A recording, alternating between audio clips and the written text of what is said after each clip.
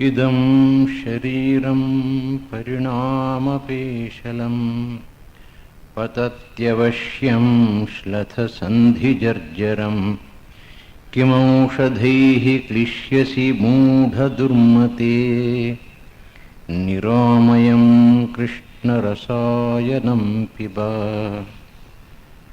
So 31st shloka, we had almost completed it in the last lecture. We should remember that the best instrument that the Lord has given us to achieve anything in life is the Sharira, the body-mind complex. Shariram adyam khalu dharma sadhanam. This is how Kalidasa puts it in one of his works. What the poet actually means here is not that we should completely ignore the body, that we should not take care of it. What he means is don't pay too much attention to it. In life, we have to know the limits. Once when I was in Mysore, I was told that the motorcycle factory there, the Java, wanted to increase the production. So they increased the production, but ultimately it resulted in loss. If the production is below a particular level, they incur loss. If it is beyond an optimum limit, then also they incur loss. So there is something in between these two extremes which will be useful. And the Lord has given us the hints in the Bhagavad Gita. Natyashnatastu kaunteya yogo bhavati dukkhaha, and so on. There, neither eating too much nor too little, neither sleeping too much nor sleeping too little. It's not good for yoga. So once we remember that what the poet wants us to do is that we should avoid too much of attention to the body-mind complex, because that makes us get attached to this much more and cuts at the root of our spiritual life. Then the rest of the sadhana becomes easy. Whether praying to God for relief from diseases will have any effect was the topic which was touched upon last time. I had given a few incidents from real life. 2 more incidents I will give you today and go to the next shloka. All these incidents are well documented. There was one widow, and she was hardly 28 or 30 years. Her husband had passed away, and she had to maintain 2 little girls. She was running a small bookshop. Suddenly one day she got terrible pain in the stomach, and the doctors who examined her told her it is a hopeless case. There is a very serious growth in the stomach, and it is cancerous, and she is going to die very soon. She was terribly upset, naturally, because if she died, who will take care of these 2 little girls? So she intensely prayed the whole night to the Lord, "O Lord, save my life. I want only 10 years of life, that's all. By that time both the girls will grow up, they will be able to take care of the bookshop, they will be able to stand on their own feet, then I am prepared to go." And in a miraculous way, the pain came down, and after 2 or 3 days, when she went to the doctor again, the doctor didn't find any abnormality in the stomach. He was surprised.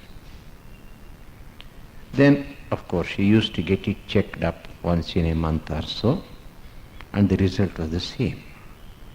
10 years were completed. One day before, the day that she had fixed or this day she had intensely prayed arrived, and then she knew that she had only 24 hours to live because she had promised God and she had to keep it up. So the previous day in the morning, she was examined by the doctor. She was completely normal. Sometime at dead of night, she got terrible pain in the stomach and passed away the next day in the early morning. Exactly 10 years. So, the doctor who had examined her the previous morning also was completely surprised. But afterwards, he found that the dead body had definitely been affected by this disease. So these things show that earnest prayer to the Lord definitely has its effect. There is nothing that we cannot achieve through intense, earnest prayer.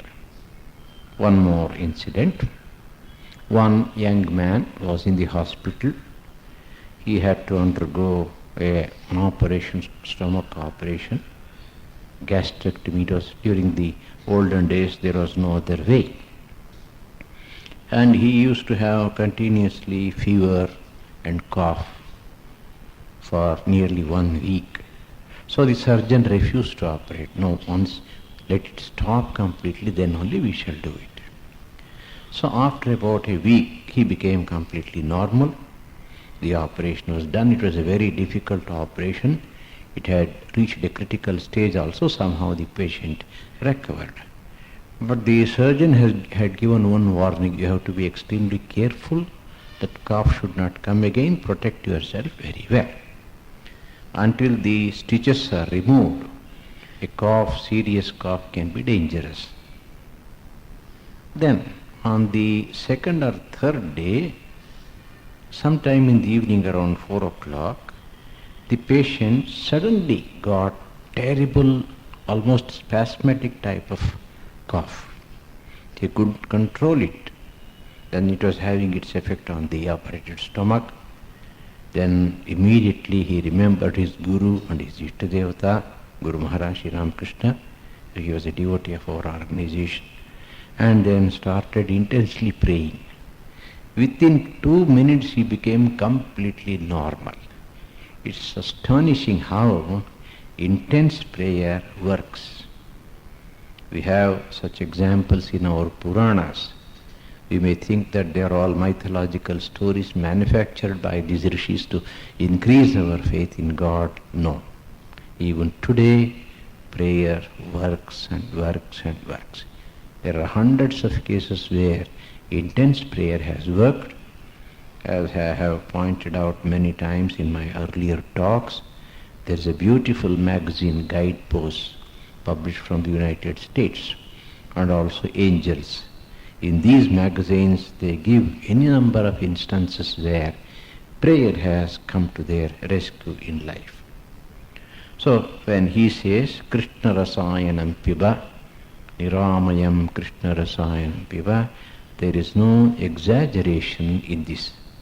Not that we should not try to cure the diseases by going to the doctor. No, it is our primary duty. Long back, Tyagishanji told me one day, for physical diseases, go to the doctor. For spiritual problems, come to me. So, it's obvious, but there are many things which are beyond human control.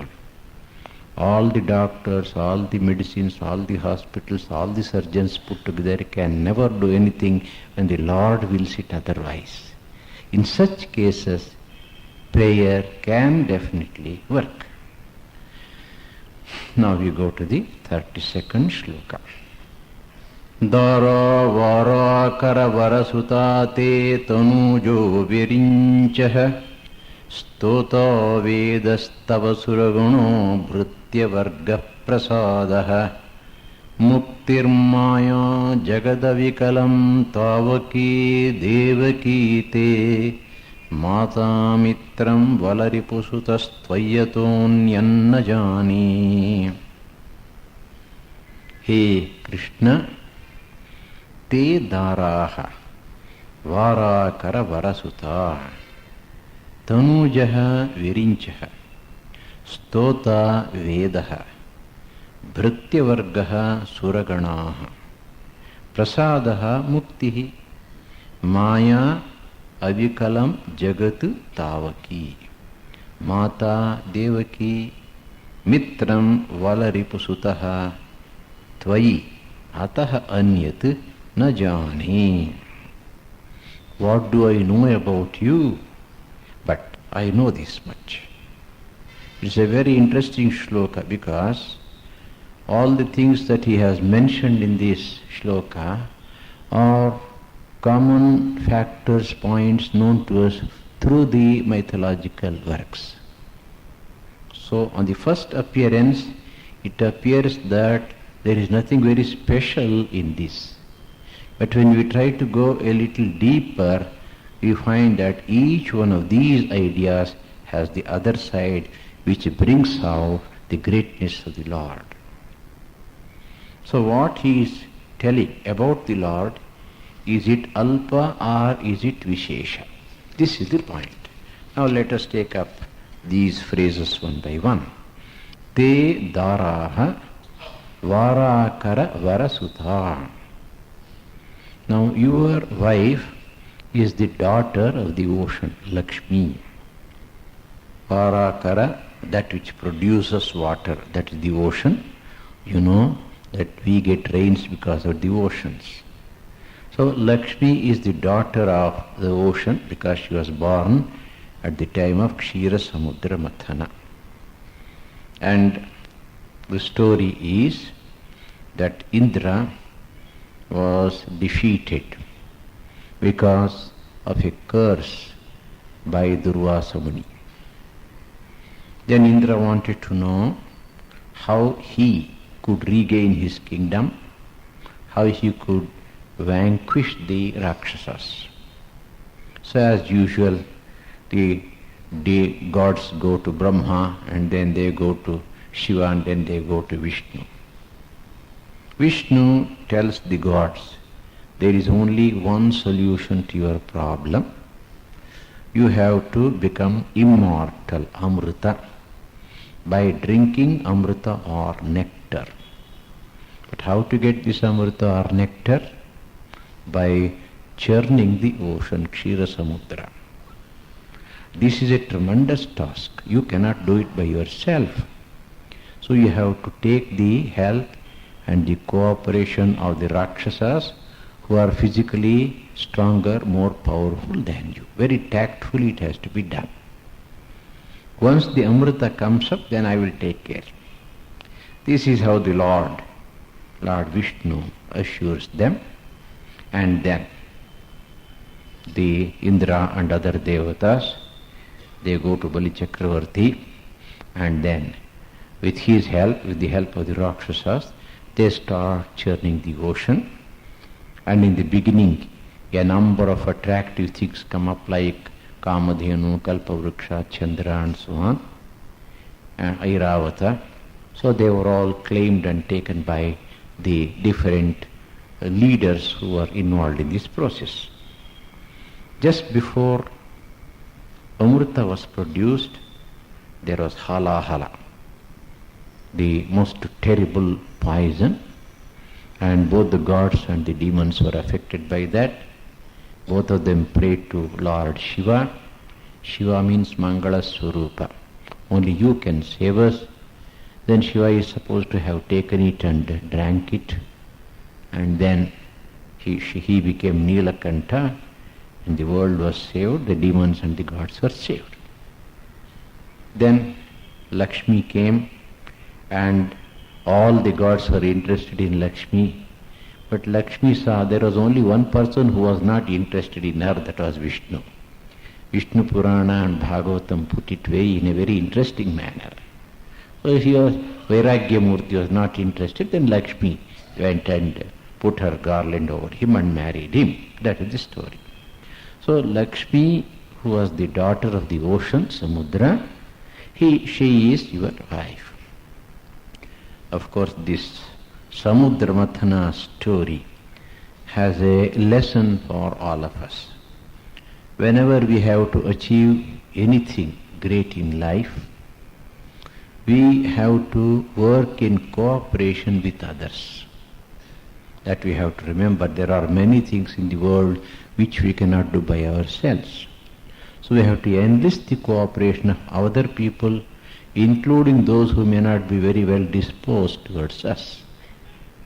After getting their cooperation, when we are engaged in that venture or adventure, many things come up. It can create problems, frictions. Sometimes the products of our efforts also come, and there will be petty jealousies and mutual bickerings and all that. But ultimately Amrita comes. Before Amrita comes, what really comes is and worries us is the halahala visha. So in any great work that we undertake in our life, we should not expect wonderful, quick results. Before we get the final results, we may have to face lots of problems. But at that time, just as Shiva came to their rescue, God has to come to our rescue. So we have to keep our tempers cool, try to cooperate with one another, pray to the leaders amongst us to solve the problems, and go by their advice. Tedaraha varakara varasutha. So in the ordinary sense, your wife is Lakshmi according to the Puranas. But who is Lakshmi? Lakshmi is the goddess of wealth. Lakshmi is the goddess of auspiciousness. All that is good and great and auspicious in life, she symbolizes that. So that means everything is under the Lord's control.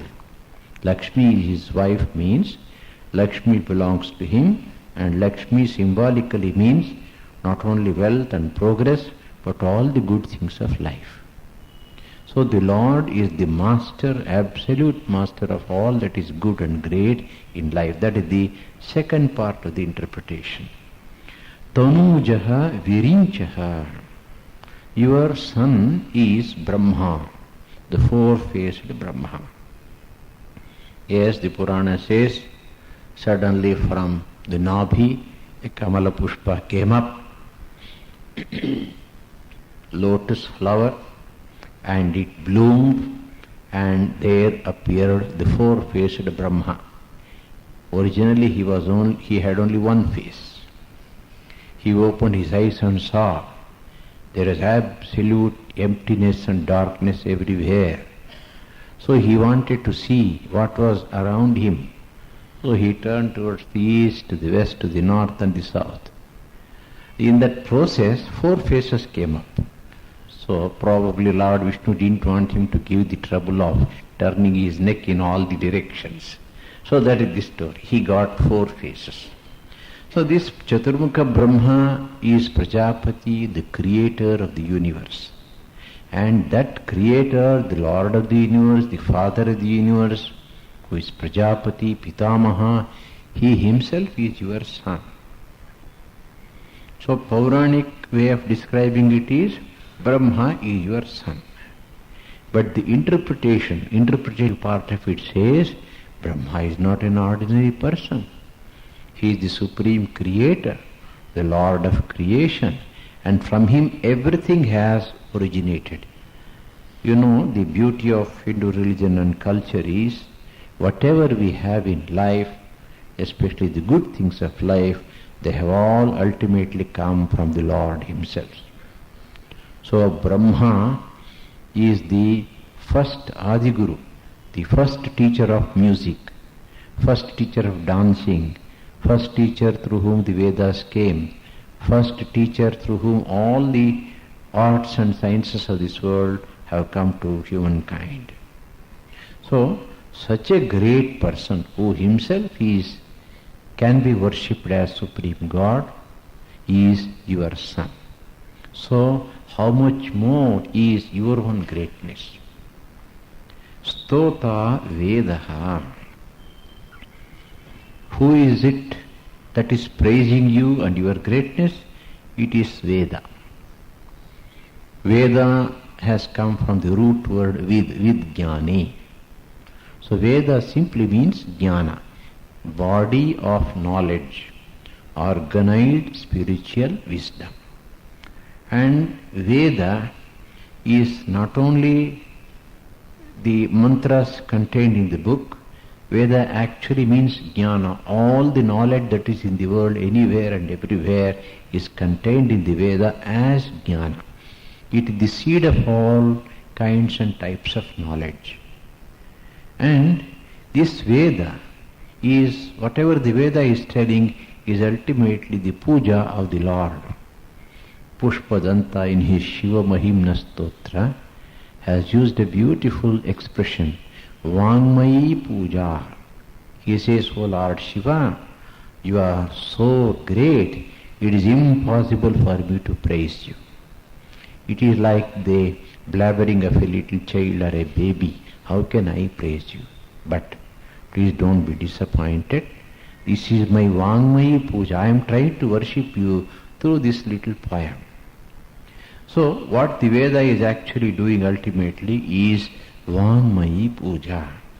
Whatever the Veda says, the ultimate goal of the Vedas is the Lord Himself. It tries to describe the Lord. It tries to describe the path that leads to the Lord. It tries to guide the human society towards the Lord. So that Veda is the one which is or who is praising you. Sometimes Veda is also conceived of as Veda Purusha. That is why in the Vishnu Sahasranama, the word Veda is also used for God, by identifying the book that speaks of God with God Himself, because Veda is revealed scripture. Sri Ramakrishna had a vision. He saw that there was a book, Bhagavatam book. There was a devotee who was reading it, and there was the Lord who was sought by the Bhagavatam. So a light emanated from the Lord, it covered the devotee, it went and covered the book and then came back to him. So he says Bhagavata, Bhakta, Bhagavan are identical. So when you look at it from that standpoint, Veda which praises the Lord is also a manifestation of the Lord. No less a person than the Veda Purusha. No less a thing than Veda, the root of all knowledge and wisdom, is the person or the power which is praising you. Therefore, how great should you be? Then, Suraganaha Bhrityavargaha. All these gods we come across in the Puranas, in the Vedas, they are all your servants. They are at your beck and call. Whatever you order them, they do. So these verses or these sentences appear in the famous Taittiriya Upanishad. Bhishasmad vatah pavate bhishodeti suryaha bhishasmad agnischendrascha mrutyurdhavati panchamaha. There is Vayu, and then there is Surya, then there is Agni in Indra. All of them are engaged in performing their duties, discharging their responsibilities in the world cycle because of the fear of the Supreme Lord. In fact, the Kathopanishad compares the Lord to the Vajra of Indra. It is a terrible weapon. Being afraid of that, all these little gods are performing their duties. It is something like a ruthless general manager of a factory. Everybody in the factory is terribly afraid when he will come do the surprise inspection, when he will haul on the coals and so on. So they are always alert. So here we see that the Supreme Lord is so great. Because of the fear of Him, the wind blows. Because of the fear of Him, the sun rises in the east and sets in the west. And because of his fear, Agni the fire and Indra the king of gods, they are all doing their duties. But what about Mrityu, God of death, who is so terrible and who is making all of us afraid and run for our life? Mrityur dhavati panchama. He is also running away, it seems. He is so terribly afraid of God Even Mrityu is running away from him. That simply shows the tremendous power of God, the Creator, who is also the Destroyer. So all these gods who are supposed to be somebody in nature, in the cosmic cycle, who are very powerful by themselves, they are all like your servants. So that shows how great, how powerful you are. Prasadaha muktihi. Prasannatva or prasada, what does it mean? Long back as a student, I was talking to Tyagishananji, and then while talking like that, one incident happened. So 3 of our devotees, they were all my friends, they had just gone to the Ramanashrama and come back, and they have brought some sugar candy and some kumkum and other things as prasadam. So we took, but Tyagishanji didn't take. He said, no, not necessary. So after they left, so I asked Tyagishananji, why did you not take it? Does it mean that you will take the prasadam of only Sri Ramakrishna and not that of any other god or saint? Why should you be so narrow-minded? Then Tyagishanji heartily laughed. And then he asked me, do you know what prasada means? Yes, prasada is that which is offered to God and which we eat and enjoy. Wait, he said. Prasade sarvodukhanam hanirasyoupajayate. He quoted this shloka from the Gita and explained. Prasada means prasannatva, to have inner peace. That is the real meaning of prasada, peace of mind. Now when something offered to God is brought to us, either we apply it on the forehead, or we eat it, or we smell it, because of its association with God, it brings God into our mind. To that extent we get peace of mind. So the real prasada is here, but in a secondary sense we call this as prasada. By Guru Maharaj's grace, I have the prasada in the primary sense here. I don't need it, he said. But you boys have misunderstood me. Therefore, I should not do that. He sent me, I came here again, got hold of those devotees, took them back, and then he took the kumkum and the sugar candy. So, according to this fundamental definition, prasada is peace or the grace of God. We can ask the Lord for anything we like. If the Lord is pleased with us, He will give us what we want. By the grace of God, we can get whatever we like, whatever we want, provided, of course, it is within the perimeters of Dharma. But the greatest prasada that God can give us is mukti, liberation. We should remember that. Sri Ramakrishna says, God is like a kalpataru.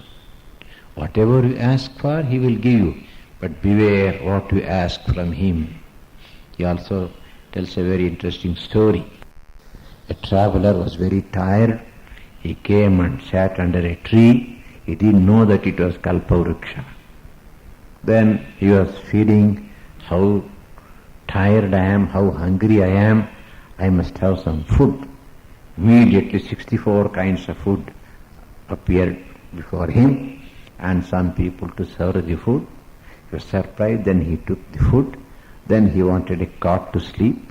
Then the cot was there and he slept for some time. And then he woke up. Suddenly fear started gripping him. I am in the midst of a forest. Suppose a tiger comes. A tiger came and ate him up. So this is the story. Whatever he wanted, he got. But he didn't have the discretion to ask for the right thing. The Kalpavruksha was there to give him whatever he wanted. So God is like Kalpavruksha. We should be careful in asking what we really need or want. And the greatest prasada that we can really get from the Lord is mukti. That is why this devotee is telling prasadaha muktihi. The greatest gift that you can give, what you can give us for our best benefit is mukti. So this also makes one more point clear, that liberation or mukti is not in our hands, it is in the Lord's hands. Yes, we can pray for it, we can appeal to Him, we can even try to quarrel with Him out of love, like children quarreling with the mother or the father, but ultimately it is in His hands. Yamevaisha vrunute tena labhyaha. Kathopanishad says, he whom He chooses, to him the Atman reveals himself. Lord also says in the Gita, Daivi hyesha gunamayi mama maya duratyaya mam eva ye prapadyante mayam etam tarantite. Crossing over maya, transcending maya and mukti are identical. So that is possible only by taking refuge in God. Maya is gunamayi, comprises the three gunas. It is Daivi, it is the power of the Supreme Lord. By its power, anybody and everybody can be put under its power and then made its slave. But those who take refuge in me, they alone will be able to cross it. So ultimately, if you have to get out of the cycle of samsara, if you want to get mukti, it is only by the grace of God. So the greatest gift that the Lord can give us is mukti. Prasada mukti. So in the ordinary sense, mukti is the prasada that you can give, but in an extraordinary sense, prasada, the real prasada, the greatest gift that we can get from you is mukti. What more do we want from you? Avikalam jagat tavaki maya. Now what exactly is this maya? Here the poet is telling that the entire world is the product of your maya. By your maya power, this world has been produced. The word maya has been interpreted in different ways by different philosophers. Maya concept has been accepted, but interpretations are different. According to Advaita, it is an inscrutable power of the which makes us see the truth in a distorted way. There is a snake, we see it. There is a rope, we see it as a snake. Semi-darkness is responsible for that. Its nature as rope is hidden, avarana shakti. What is not in it, the snakeness, is made to appear there, vikshepa shakti. That is how Shankara puts it, Advaita explains it. But according to the bhakti systems of philosophy and even according to the Gita, Maya is the special power of the Lord using which He does Srishti, Sthiti and Pralaya. It is the real power of the Lord, as Sri Ramakrishna puts it, like the burning power of fire or sweetness of sugar or the whiteness of milk. It is something which is inexplicable. It is one with the Lord. It also appears to be different. It is very difficult to describe what exactly it is. Sometimes Sri Ramakrishna gives the example of the magician and the magic. Magician is real, but there is a tremendous power because of which he projects so many things which didn't appear to be there earlier. Even according to modern science, we can see how inscrutable Maya is. According to the latest developments in physics, these are all subatomic particles. How the subatomic particles can unite together and make a metal or a wood or the other pieces of furniture or the world that we see, it is something which is beyond any scientist's mind. There is an intelligent power behind it, by the will of which all these things are happening.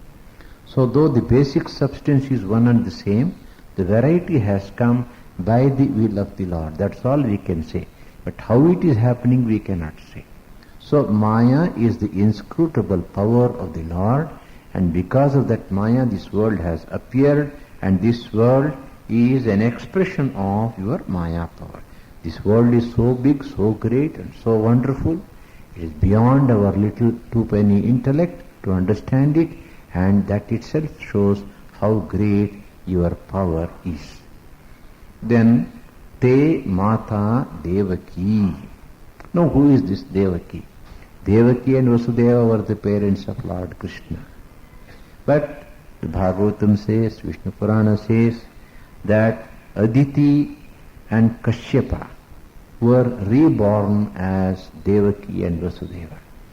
They had done tapas for thousands of years, and they had requested the Lord to be born as their child.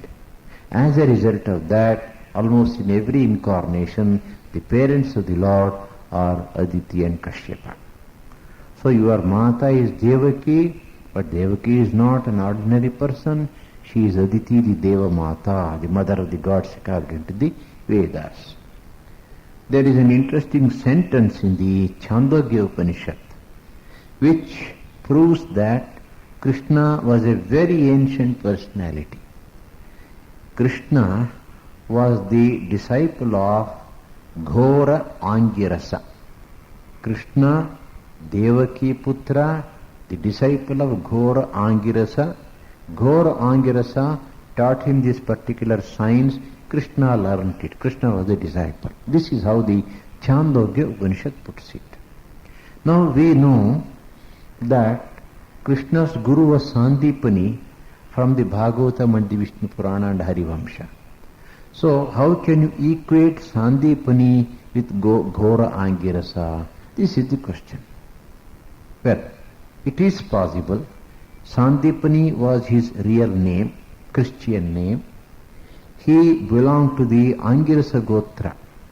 Angiraha or Angiras was the original rishi from whom the Gotra developed. He was a descendant of Angiras, therefore he is called as Angirasa.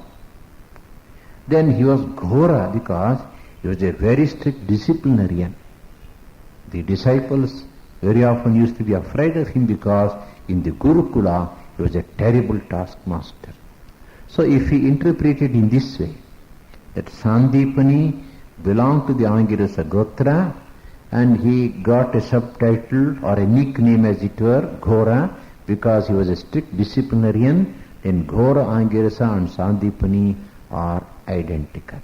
And Krishna was a historical personality, a very ancient personality, has been accepted now by many of the Indian scholars, the foremost of them being the Maharshi Aravinda. He has, in his writings on the Gita, he has touched upon this point. And also Bal Gangadhar Tilak and some other Indian research scholars. Te Mata Devaki. Then Valaripusutaha Mitram. Vala or Bala was a Rakshasa, a terrible Rakshasa. And Indra used his Vajrayudha and killed him. So Indra came to be known as Vala Ripu, the enemy of the Rakshasa Vala. And Valaripusutaha, the son of Indra, was Arjuna. According to the story in Mahabharata, Kunti had been given some divine mantras. By pleasing the particular gods through those mantras, she could get children. Durvasa Maharshi had given the mantras.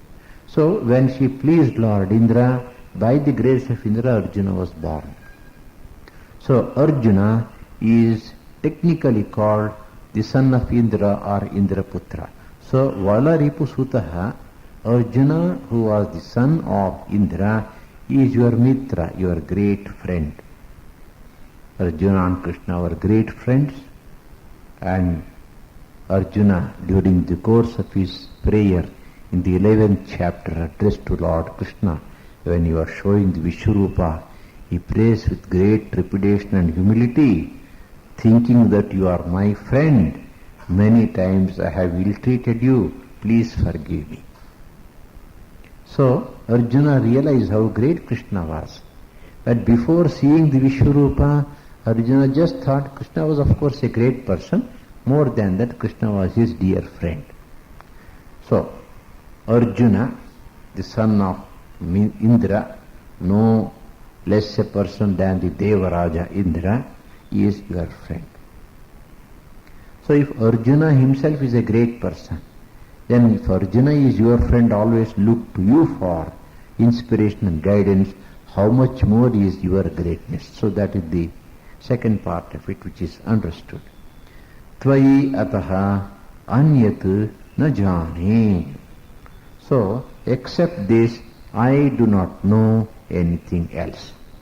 As if he doesn't know anything. But through this particular shloka, by using words in a very selective manner, which can be interpreted in two different ways, at a lower level and a higher level, the devotee shows how he has understood the Mahima or the greatness of Lord Krishna. Then we go to shloka 33. Krishno rakshatu no jagatraya guruhu Krishnam namasyamyaham Krishnena shatravo vinihataha Krishnaya tasmai namaha Krishnad eva samuthitam jagadidam Krishnasya dasosmyaham Krishne tishthati sarvametadakhilam He Krishna rakshasvamam. Sometimes the word Krishna here is replaced by Rama. According to the grammatical rules and the rules of poetry, it is possible. Same meter is maintained. Instead of Krishna, Rama is put there. Now the beauty of this particular shloka is that all the 8 vibhaktis or cases of Sanskrit are used here. So it is almost like a lesson in Sanskrit grammar. Jagatraya Guruhu Krishnaha Naha Rakshatu. Krishna, who is the Lord of the 3 worlds, may he protect us. Nominative case. Aham Krishnam Namasyami. I bow down to Krishna. It is the accusative case, Dvitiya Vibhakti. Krishnena Amarashatravaha Vinihataha. Tritiya Vibhakti or instrumental case. By Krishna, the enemies of the gods, namely the demons, have been destroyed. Krishnaya tasmai namaha. I bow down to Lord Krishna. Chaturthi Vibhakti, dative case. Idam jagat Krishnat eva samuthitam. This world has arisen out of Krishna. Panchami Vibhakti, ablative case. Aham Krishnasya dasah asmi. I am the servant of Lord Krishna. Shashti Vibhakti, possessive case. Etat sarvam akhilam Krishne tishtati. All that we see, the whole world, is residing in Krishna, established in Krishna. Saptami Vibhakti or locative case. Hey Krishna, Rakshasvamam. It is Sambodhana Prathama Vibhakti or vocative case. So those who know a little Sanskrit can appreciate this shloka. All the 8 vibhaktis normally used in Sanskrit grammar are included here in this shloka. Now let us take up these names one by one. Jagat Traya Guruhu. Now the word Guru means father, Guru means husband, Guru means the teacher. All the 3 meanings are possible in Sanskrit. So he is the Guru of all the 3 worlds. Again the word Loka can mean the world. It can also mean birth. Lokyate anena karma phalam anubhuyate iti lokaha janma. In one place Shankaracharya interprets it. Loka means the birth in a particular body. Because the birth in a particular body makes you undergo the experience of the results of your previous karmas. So loka can be world, loka can be janma or birth in a particular body. So what are the 3 lokas? So we have the Bhuloka and then Antariksha and Sargaloka. He is the Lord of all the 3 worlds. And he is also the Lord of all the inhabitants of these 3 worlds. Sarga, Martyaloka, Patala, Devas, Danavas and Manvas. So he is the supreme Guru, father, teacher, guide of all the 3 worlds and all the living beings in all the 3 worlds. And as far as his Gurutva is concerned, that he is a teacher of mankind is concerned, we see that he has given us wonderful teaching through the Bhagavad Gita. But if you go to the root, we have to accept that all that we call a Shruti and Smriti has ultimately come from God himself. He is the Adi Guru. So he is Jagat Traya Guru. Naha Rakshatu. Let him protect us.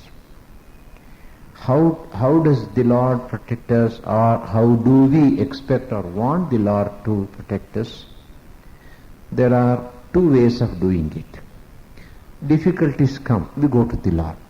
He sees that the difficulties are warded off. Some crisis comes in life, we pray to the Lord, the crisis goes. But better than that would be, the crisis may come, but our mind should not get affected by that. The mind, sthita prajnatva, the mind has become so strong, so dependent upon God, that it can take it as the will of the Lord and not quake before it. That can come only by spiritual evolution. And this second jnana, second protection, first protection is removing the difficulties, but the second protection is giving us inner strength, vidya or adhyatma vidya or the power of spiritual wisdom. Once that is given, we are able to stand any problem in life. So by giving that adhyatma vidya dana, the Lord can protect us. So may He protect us. When we pray like that, it can be for protecting us from the temporary problems of life. It can be for protecting us permanently from samsara chakra. Aham Krishnam namasyami. I bow down to Krishna. Why? Because namaskara has been considered by the bhakti scriptures as one of the 9 modes of devotion. Nava Vidha Bhakti.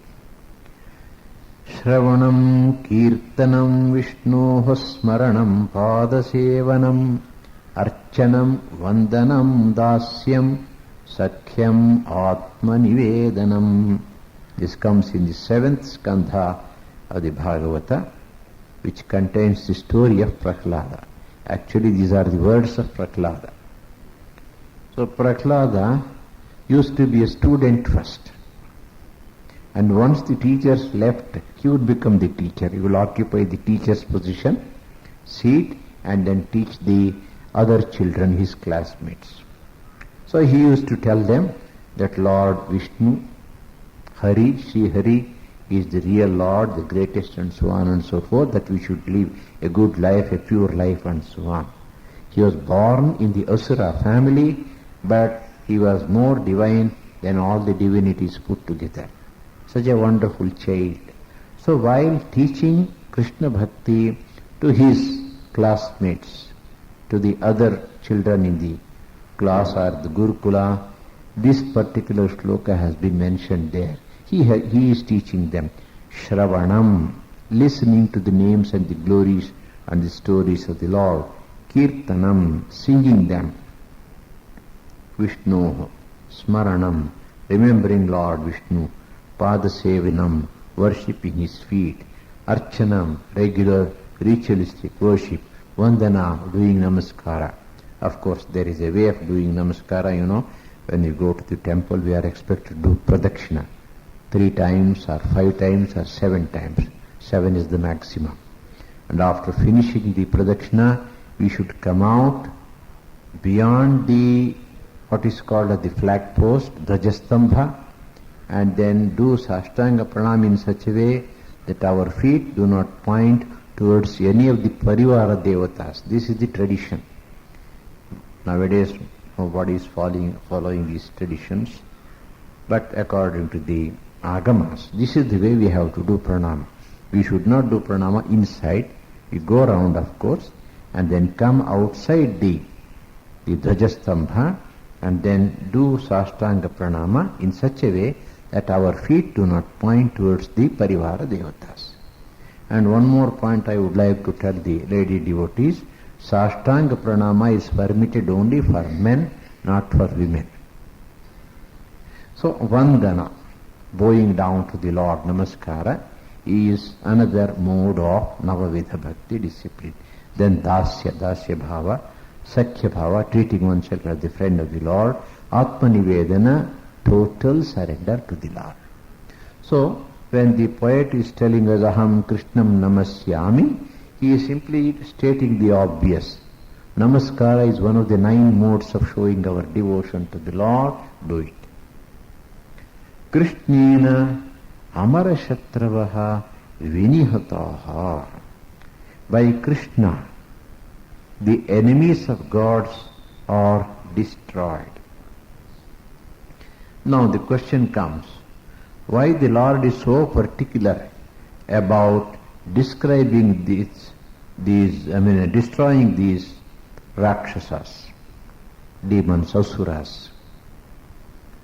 That is because the Asura's way of life is completely against the fundamental principles of Dharma.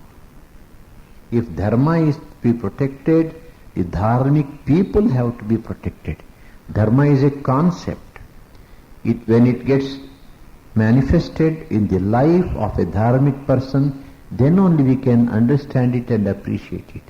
Suppose I want to follow the principles of Satyam Vada Dharmanchara.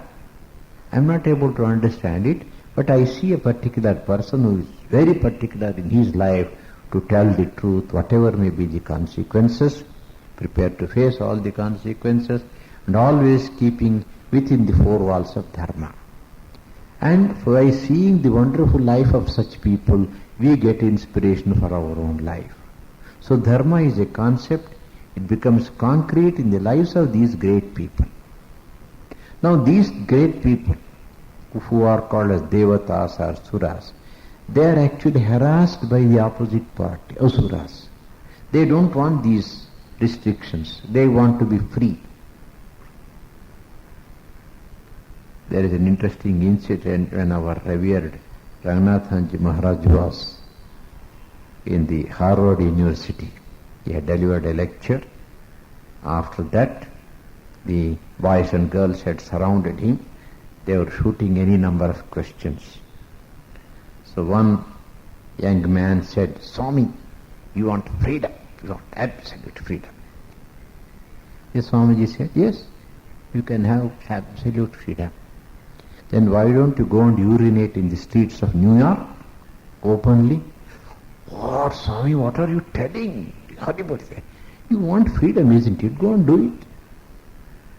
Then he understood. Then Swamiji said, see, freedom does not mean license.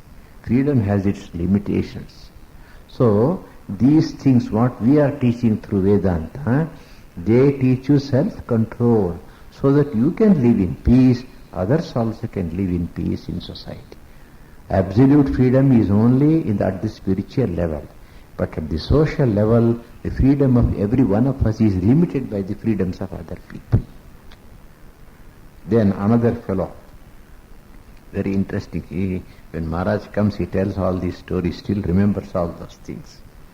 Then another fellow said, Swami, you follow Krishna. That is why you are like this. Your country is a slave country. We have followed Christ. See how we have come up in life. Then Swamiji said, no, it is the other way. Christ said, when somebody beats you on the right cheek, show him the left. We followed your Christ, we are like this. But Krishna was a different person. What did Krishna tell Arjuna? Fight and finish those fellows. You followed Krishna, you have come up in life. We followed your Christ, that is why we are like this. Swamiji could hit back very well. So there are so many incidents like that. So, when Dharma is to be understood by people, it should be practiced. And when we see great people practicing Dharma, then we get inspired. And there are people who are always creating obstacles and obstructions to Dharma, and either they have to be controlled or they have to be destroyed. That is why we find in the Puranas that always the Lord comes and destroys these Asuras, because they are obstructing the evolution of Dharma in life. And Once the world is created, its maintenance, what is called a sthiti, is primarily the duty of Lord Vishnu. You don't have avatars of Brahma, nor avatars of Shiva. All the avatars of Vishnu only, or of Vishnu only. Why? Because it is the duty of Vishnu to protect the world. Sthiti. So during Sthiti Kala, Lord Vishnu has to take any number of forms to restore the balance of dharma. So Krishnena Amarashatravaha Vinihataha Krishnaya Tasmai Namaha. So we bow down to such Krishna. Now why should we bow down to Krishna? He is God, He is the Adi Guru. Krishna himself says in the Bhagavad Gita, Tadvidhi pranipatena pariprashnena sevaya upadekshyanti te jnanam jnaninas tattva darshinaha. If you want to get spiritual wisdom, you will have to approach the great jnanis. After approaching them, we have to do what is called pranipata, dirghadanda namaskara, sashtanga pranama. Sashtanga pranama is done to these great people for showing that you are humble, you know that you are small, they are great, you know that they are capable of giving you what you are seeking, to show your earnestness in learning that particular science, you are doing namaskara. So, namaskara or pranama is a traditional way of a disciple showing his respect towards the Guru and also his desire to learn the higher truths of life. Krishnaya Tasmai Namaha. Krishna is Jagatraya Guru. Therefore, I approach him in order to get wisdom and make my own life blessed.